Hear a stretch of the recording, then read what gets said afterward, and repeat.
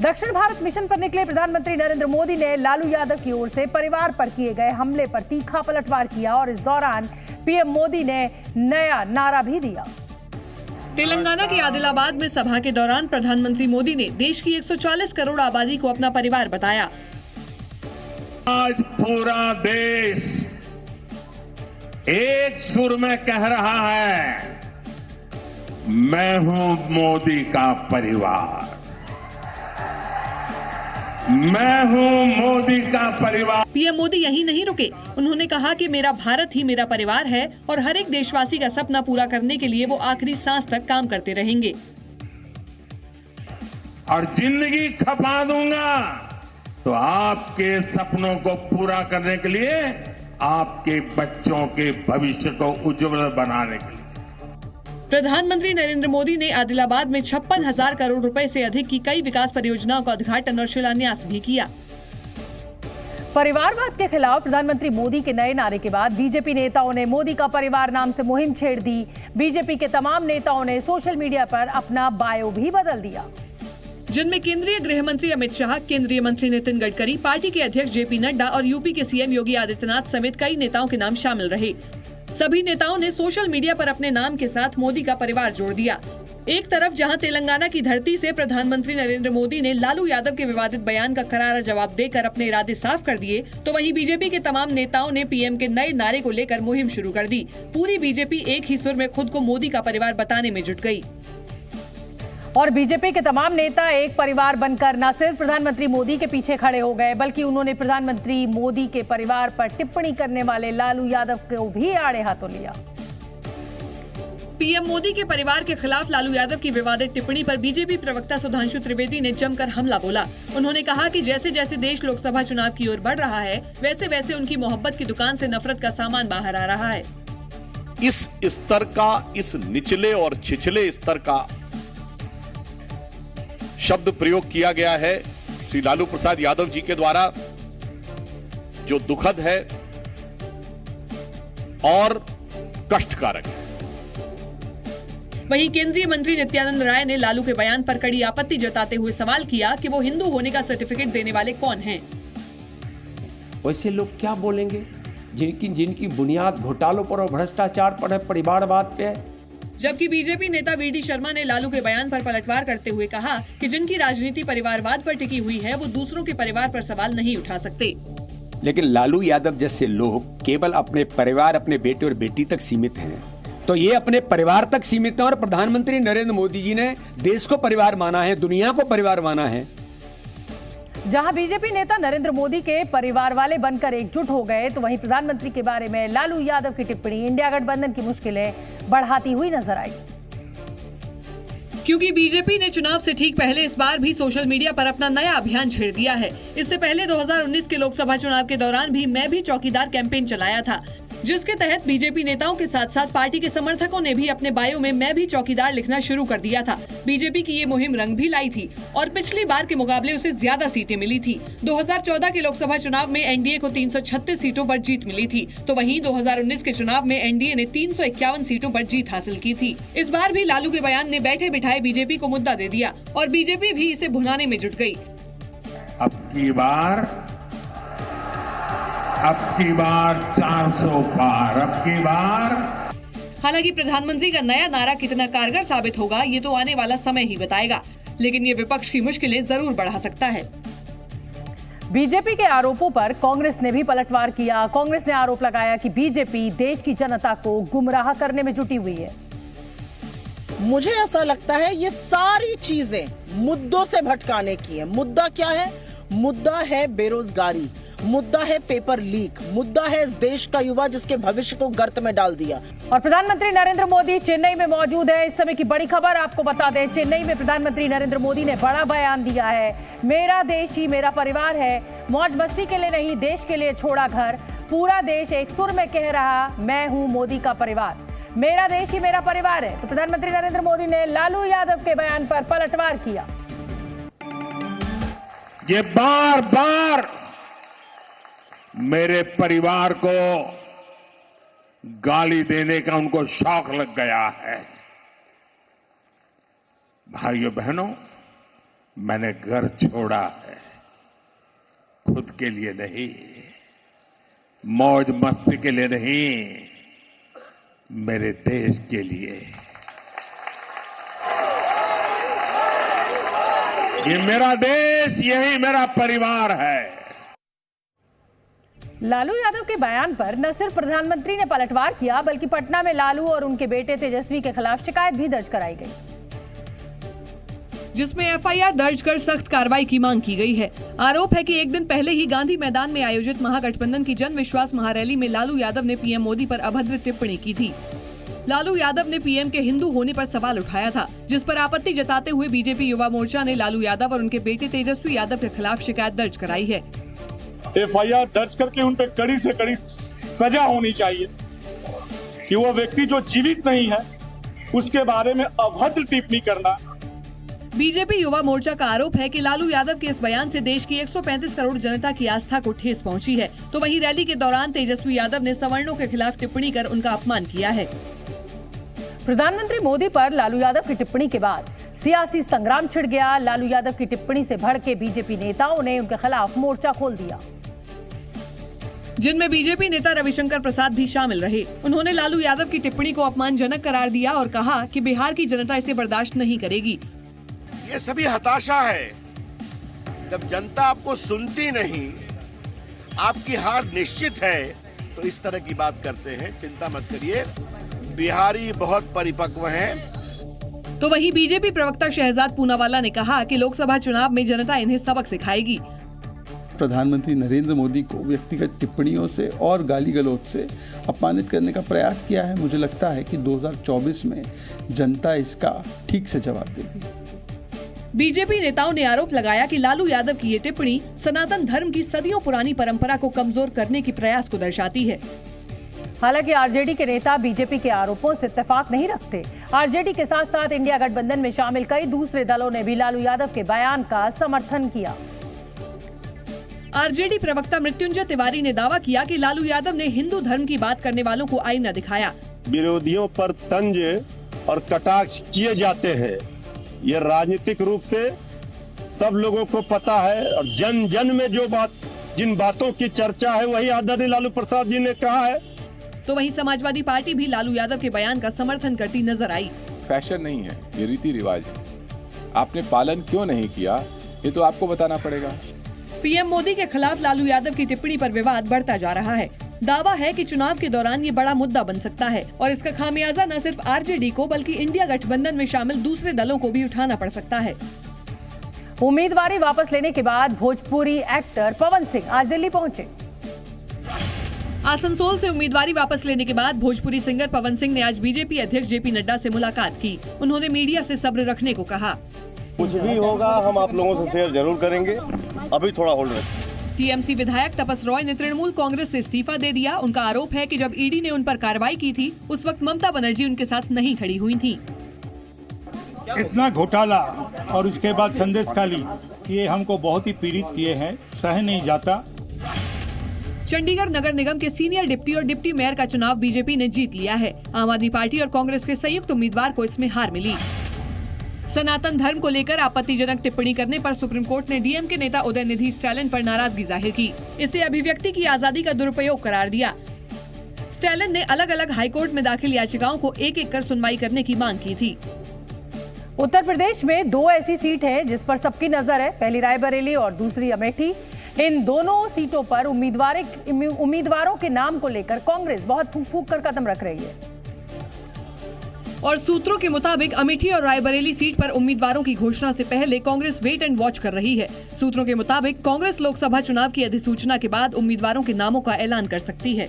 कांग्रेस अमेठी और रायबरेली से सरप्राइज दे सकती है। दोनों सीटों पर ऐसे उम्मीदवार होंगे जिनके नाम हैरान करेंगे। अमेठी से बीजेपी पहले ही मौजूदा सांसद स्मृति ईरानी को टिकट दे चुकी है।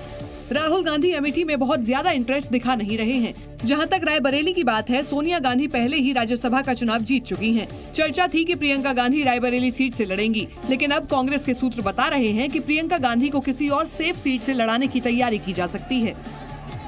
उधर उत्तर प्रदेश में एनडीए के अंदर सीट शेयरिंग को लेकर भी असंतोष दिखाई देने लगा है। लोकसभा चुनाव के लिए बीजेपी उम्मीदवारों की पहली लिस्ट जारी होने के बाद सुहेल देव भारतीय समाज पार्टी और निषाद पार्टी के कोटे की सीटों पर पेच फंस गया है, क्योंकि दोनों ही पार्टियां एक एक सीट के ऑफर से संतुष्ट नहीं हैं। सुहेल देव भारतीय समाज पार्टी और निषाद पार्टी दोनों दल यूपी में कम से कम 2-2 सीटें चाहते हैं। फिलहाल दोनों दलों को एक एक सीट का ही ऑफर दिया गया है। सुहेल देव भारतीय समाज पार्टी गाजीपुर, बलिया और घोसी सीट चाहती है।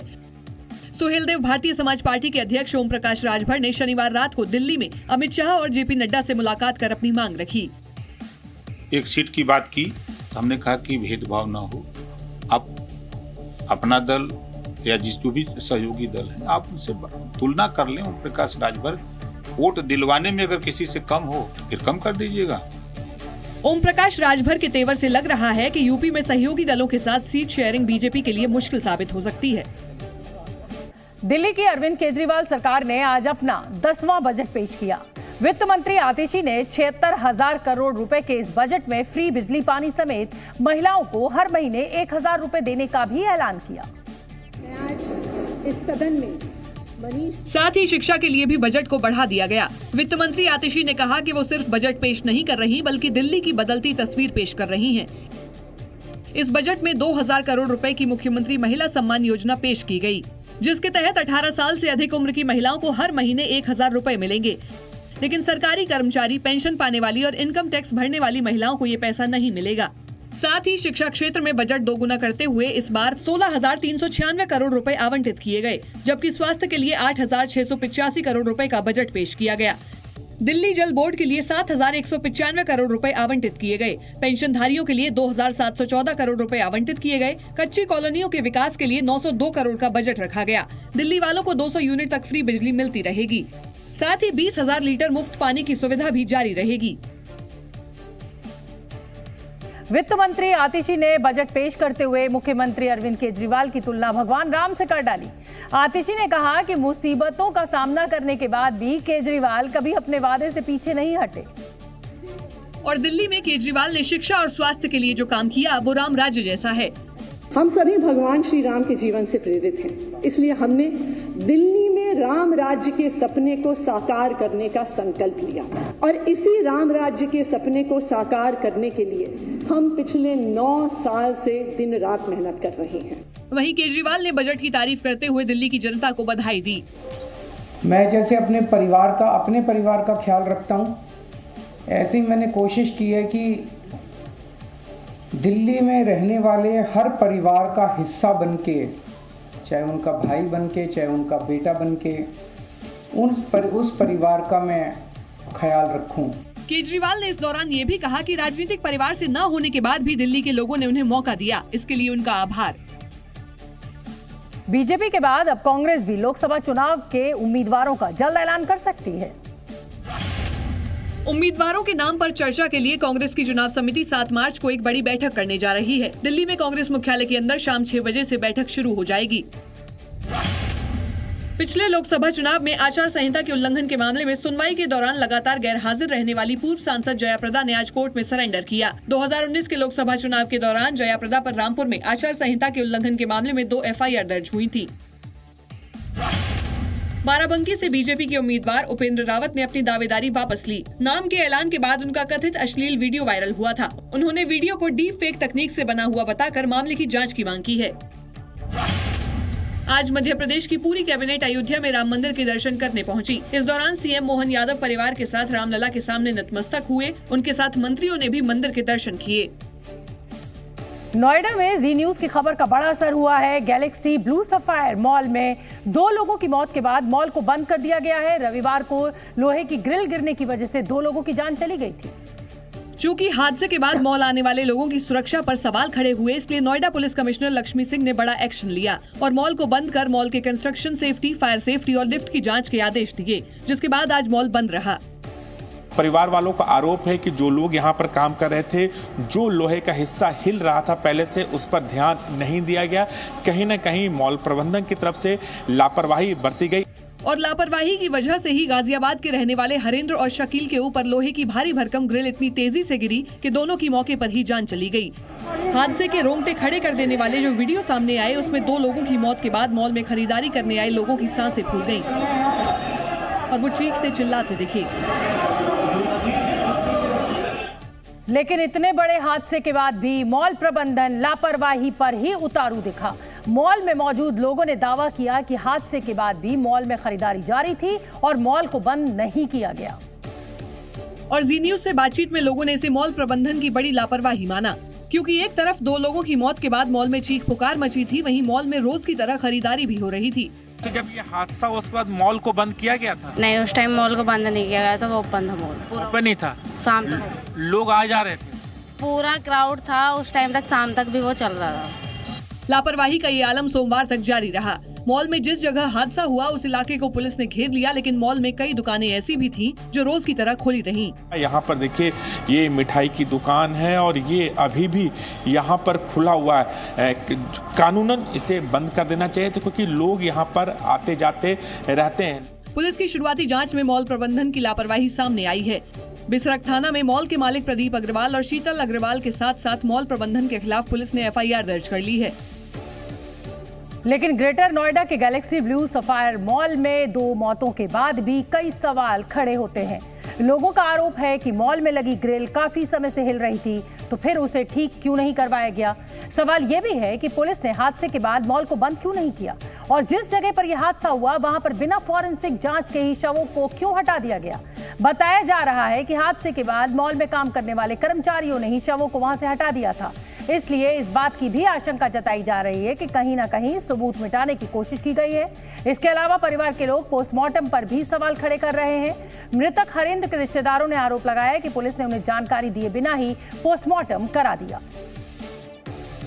वहीं पुलिस की जांच से असंतुष्ट हरेंद्र के रिश्तेदार मॉल भी पहुंच गए और मॉल के सामने धरना दिया। परिवार वालों ने पुलिस की जांच पर भी सवाल खड़े किए। वहीं मृतक हरेंद्र के पिता ने इसे हत्या बताकर मॉल के मालिक को गिरफ्तार करने की मांग की। हरिंदर भाटी के हत्यारों को गिरफ्तार करके जेल भेजो। ये हादसा नहीं, ये हत्या है। पुलिस हादसा घुस कर रही है, ये हत्या है। मॉल के एक दुकानदार ने भी जी न्यूज से बातचीत करते हुए मॉल के मेंटेनेंस पर सवाल खड़े किए। बिल्डर मेंटेनेंस तो चार्ज कर रहा है, लेकिन मेंटेनेंस 1 साल का हम लोग से एडवांस तक ले लिया जाता है, लेकिन मेंटेनेंस के नाम पे कुछ नहीं होता है। लिफ्ट ऐसी दुर्घटनाएं फ्यूचर में भी होंगी, क्योंकि लिफ्ट की हालत यहाँ बहुत खराब है। वहीं प्रदर्शन के बीच गैलेक्सी ब्लू सफायर मॉल के मालिक मृतक हरेंद्र के परिवार वालों से मिले और हाथ जोड़कर हर संभव मदद का भरोसा दिलाया। क्षमा से कैसे करूं? क्षमा तो मैं भी मांग रहा हूं। क्षमा जैसे आप आदेश देंगे, आदेश तो मैं कह रहा हूं मेरा बेटा आ जाए, उसकी आत्मा आ जाए। इसी बीच गाजियाबाद के विजयनगर में रहने वाले मृतक हरेंद्र और शकील के घर पर मातम पसरा हुआ है। परिवार के लोग अपने बेटे की मौत पर बिलख बिलख कर रोते नजर आए। जब जी न्यूज की टीम मृतक हरेंद्र के घर पहुंची तो वहां चीख पुकार मची थी। हरेंद्र की मां का रो रो कर बुरा हाल था। मेरा लाल दे दो। अरे वो पूछ लो मेरे के छोटे छोटे बालक है, बिन बाप के रह गए। ऐसा ही हाल हरेंद्र की दुकान में काम करने वाले शकील के परिवार वालों का था। उनकी आंखों में आंसू थे, लेकिन प्रशासन के खिलाफ गुस्सा भी दिखा। हमसे तो सिर्फ नहीं हो गया, तुम्हारे भैया के थोड़ी बहुत चोट लग गई है, आ जाओ। अच्छा जी, तो हम पहुँचे, वहाँ जाकर देखा तो वहाँ कुछ नहीं, सीधे हॉस्पिटल पहुँचा दिया। हॉस्पिटल से डायरेक्ट पोस्टमार्टम के लिए पहुँचा दिया। यहाँ तक कि हमें सोचने का भी मौका नहीं दिया भाई क्या हुआ था क्या नहीं हुआ, कुछ नहीं। हरेंद्र और शकील के घर वालों ने उम्मीद नहीं की थी कि उनका बेटा अब कभी दुकान से घर नहीं लौटेगा। परिवार वाले सदमे में हैं। इसी बीच मृतक हरेंद्र के घर वालों ने मांग की है कि वो हरेंद्र का अंतिम संस्कार मॉल के अंदर उसी जगह करेंगे जहां पर लोहे की ग्रिल गिरने की वजह से उनकी मौत हुई थी, और 13वीं संस्कार भी घर में न करके परिवार वाले मॉल में हादसे वाली जगह पर करना चाहते हैं। ग्रेटर नोएडा के सफायर मॉल में हादसे के बाद एक और मॉल में बड़ा हादसा हुआ है। यह हादसा दिल्ली के वसंत कुंज में एम्बियंस मॉल में हुआ है। एम्बियंस मॉल की छत का एक बड़ा हिस्सा गिर गया है। यह हादसा रात 1 बजे हुआ। रात होने की वजह से जानमाल का नुकसान नहीं हुआ है, लेकिन सोचिए कि अगर ये मॉल खुला हुआ होता, यहाँ पर लोग मौजूद होते, तो कोई भी दुर्घटना बड़ा रूप ले सकती थी। ये तस्वीरें आप देखिए, ये वसंत कुंज के एम्बियंस मॉल का दिखा रहे हैं और हर मॉल में लगभग एक सी कहानी है। जो दुकानदार हैं उनसे मेंटेनेंस के नाम पर मोटा पैसा लिया जाता है, लेकिन मेंटेनेंस की नहीं जाती है। चाहे आप लिफ्ट देख लीजिए, चाहे एस्केलेटर्स देख लीजिए, चाहे जो फॉल सीलिंग है उसकी स्थिति देख लीजिए। एम्बियंस मॉल वसंत कुंज का बेहद पॉश मॉल है। ये 3 मॉल एक साथ हैं, DLF, एम्बियंस और एम्पोरियो मॉल। और उसमें से एम्बियंस मॉल जो है उसमें पीवीआर सिनेमा भी है। तो यहाँ पर एक बहुत बड़ी संख्या में लोग पहुंचते हैं, लेकिन इस तरीके का हादसा जो है वो सवाल खड़े करता है। जिस तरीके से कल ब्लू सफायर मॉल में 2 लोगों की जान चली गई, ऐसा हादसा यहाँ भी हो सकता था अगर रात का 1 नहीं बज रहा होता। तो कहीं ना कहीं प्रशासन की सख्ती की बेहद जरूरत है, क्योंकि लोगों की जिंदगी बेहद कीमती है। धरती का तापमान यूं ही बढ़ता रहा तो वो दिन दूर नहीं जब बर्फ से ढका हिमालयन रीजन सूख जाएगा। हैरान करने वाली ये जानकारी क्लाइमेटिक चेंज जर्नल की एक रिपोर्ट में आई है। इस रिपोर्ट के मुताबिक ग्लोबल वार्मिंग की वजह से भारत का तापमान 2 से 3 डिग्री सेल्सियस तक बढ़ सकता है, और अगर ऐसा हुआ तो भारत में पानी के सबसे बड़े स्रोत हिमालय का 90% हिस्सा सूख जाएगा। नतीजा ये होगा कि हिमालय से निकलने वाली तमाम नदियां सूख जाएंगी और पूरे देश में पानी की कमी हो जाएगी, और तब देश की आबादी का एक बड़ा हिस्सा प्यास से तड़प कर दम तोड़ सकता है। रिपोर्ट में बताया गया है कि अगर भारत ने तापमान में बढ़ोतरी को 1.5 डिग्री सेल्सियस पर ही रोक लिया, तब भी खेती की जमीन 21% तक सूख जाएगी।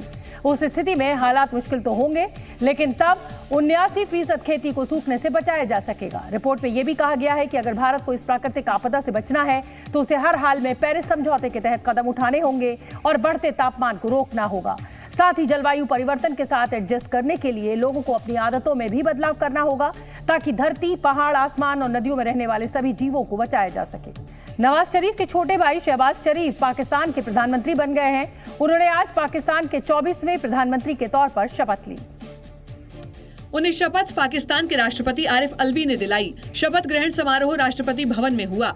शपथ ग्रहण समारोह के दौरान पाकिस्तान के सेनाध्यक्ष असीम मुनीर भी मौजूद थे। पाकिस्तान मुस्लिम लीग नवाज के नेता शहबाज शरीफ के लिए प्रधानमंत्री की कुर्सी कांटों के ताज से कम नहीं है। शहबाज 7 पार्टियों के सहयोग से पाकिस्तान के प्रधानमंत्री बने हैं, यानी उनकी सरकार 7 बैसाखियों पर खड़ी है। वैसे सबको पता है कि जब तक शहबाज पर आर्मी का हाथ है तब तक उनकी कुर्सी सेफ है।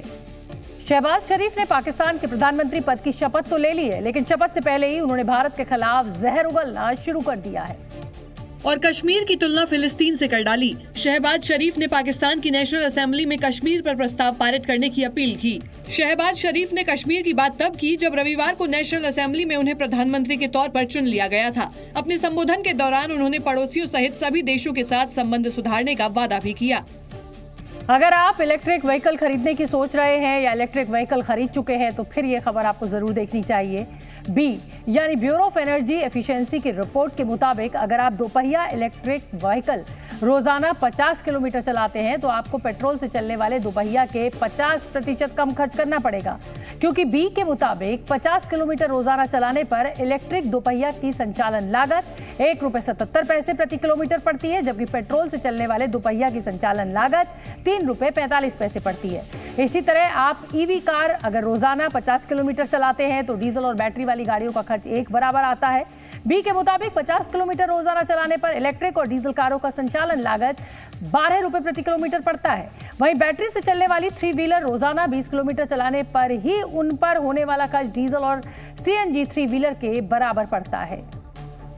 सदन में वोट के बदले रिश्वत के मामले में सुनवाई करते हुए सुप्रीम कोर्ट ने आज एक अहम फैसला सुनाया। सुप्रीम कोर्ट की 7 जजों की संविधान पीठ ने 1998 के अपने ही फैसले को पलट दिया और पैसे लेकर सदन में वोट देने या भाषण देने के मामले में सांसदों और विधायकों के खिलाफ मुकदमा चलाने की छूट दे दी है। अदालत ने अपने फैसले में कहा कि अगर सांसद या विधायक पैसे लेकर सदन में भाषण या वोट देते हैं तो उनके खिलाफ केस चलाया जा सकेगा, यानी अब उन्हें इस मामले में कानूनी छूट नहीं मिलेगी। ये ऐतिहासिक फैसला है, सार्थक फैसला है, संविधान की मर्यादा और लोकतंत्र की मर्यादा को सशक्त करने वाला फैसला है। सुप्रीम कोर्ट ने 1998 के फैसले को पलट दिया। 1998 में 5 जजों की संविधान पीठ ने 3-2 के बहुमत से तय किया था कि इस मामले में जनप्रतिनिधियों के खिलाफ मुकदमा नहीं चलाया जा सकता। प्रधानमंत्री नरेंद्र मोदी ने वोट के बदले रिश्वत मामले में सुप्रीम कोर्ट के फैसले का स्वागत किया। उन्होंने सोशल मीडिया पर एक पोस्ट शेयर करते हुए लिखा कि ये फैसला स्वच्छ राजनीति सुनिश्चित करेगा और सिस्टम में लोगों का विश्वास बढ़ेगा।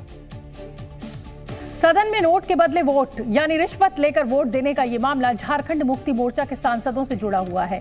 1993 में झारखंड मुक्ति मोर्चा के सांसदों ने नरसिम्हा राव सरकार को समर्थन दिया था। जेएमएम के सांसदों पर सरकार को समर्थन देने के बदले रिश्वत लेने के आरोप लगे थे और मामला सुप्रीम कोर्ट पहुंच गया था, जहां 1998 में 5 जजेस की बेंच ने फैसला सुनाया और ये तय किया कि ऐसे मामलों में जनप्रतिनिधियों पर मुकदमा नहीं चलाया जा सकता। ये मुद्दा दोबारा 2012 में झारखंड राज्यसभा चुनाव के दौरान फिर उठा। तब जेएमएम सुप्रीमो शिबू सोरेन की बहू और विधायक सीता सोरेन पर रिश्वत लेने के आरोप लगे। सीता सोरेन पर राज्यसभा चुनाव में एक प्रत्याशी को वोट देने के लिए रिश्वत लेने के आरोप लगे, जिस पर सीता सोरेन ने याचिका दाखिल कर अपने खिलाफ आपराधिक कार्रवाई रद्द करने की मांग की थी। देश में तेंदुए की संख्या तेजी से बढ़ी है। केंद्रीय पर्यावरण मंत्रालय की ओर से जारी आंकड़ों के मुताबिक 2018 से 2022 के बीच तेंदुओं की संख्या में 8% की बढ़ोतरी हुई है। मंत्रालय के आंकड़ों के मुताबिक 2022 की गणना के मुताबिक देश में तेंदुओं की कुल संख्या 13,874 है, जबकि 2018 में पूरे देश में तेंदुओं की संख्या 12,852 थी। पर्यावरण मंत्रालय का कहना है कि तेंदुओं की असल संख्या इससे ज्यादा भी हो सकती है, क्योंकि हिमालय और देश के कुछ और दुर्गम जगहों पर तेंदुओं की गिनती नहीं हो पाई है। आंकड़ों के मुताबिक सबसे ज्यादा 3,907 तेंदुए मध्य प्रदेश में हैं, जबकि महाराष्ट्र में 1,985 तेंदुए हैं। वहीं 1,879 तेंदुओं के साथ कर्नाटक तीसरे नंबर पर है। पहाड़ों पर लगातार बर्फ गिर रही है और मैदानों में बारिश ने मुश्किल खड़ी कर दी है। उत्तर प्रदेश समेत कई राज्यों में झमाझम बारिश के साथ गिरे ओलों ने फसल को बर्बाद कर दिया, जिससे किसानों को भारी नुकसान हुआ है। उत्तर प्रदेश, मध्य प्रदेश, हरियाणा, पंजाब में किसानों की मेहनत पर मौसम ने ओले गिरा दिए। मध्य प्रदेश के श्योपुर में तो खेतों की हालत किसानों का दर्द बयां कर रही थी। जिस पकी हुई फसल की अब कटाई शुरू होनी थी, वो ओले गिरने से जमीन पर बिछ गई। वहीं यूपी के महोबा में किसानों ने सड़क पर जाम लगा दिया और फसल का मुआयना करने पहुंची पुलिस प्रशासन की टीम को आगे नहीं बढ़ने दिया। कोई भी फसल खड़ी नहीं दिख रही, तो पूरी धरती में मिल गई। शाहजहांपुर में भी फसल और किसान दोनों मौसम के आगे बेबस दिखाई दिए। हम लोगों के किसान भाइयों की सब जमीन पट गिर गई। अब हम आगे क्या करेंगे? हम कहाँ से कर्जा निपटाएंगे? नुकसान के बाद अब किसानों के पास मुआवजे के अलावा कोई चारा नहीं बचा। लिहाजा किसानों को राहत देने के लिए सीएम योगी आदित्यनाथ ने ऐलान किया है कि प्रशासन की टीम फसल का सर्वे करेगी और 24 घंटे के अंदर मुआवजा दिया जाएगा। इस साल 9 जून को न्यूयॉर्क में भारत और पाकिस्तान के बीच T20 वर्ल्ड कप मैच के लिए टिकट की कीमतों ने सभी रिकॉर्ड तोड़ दिए हैं।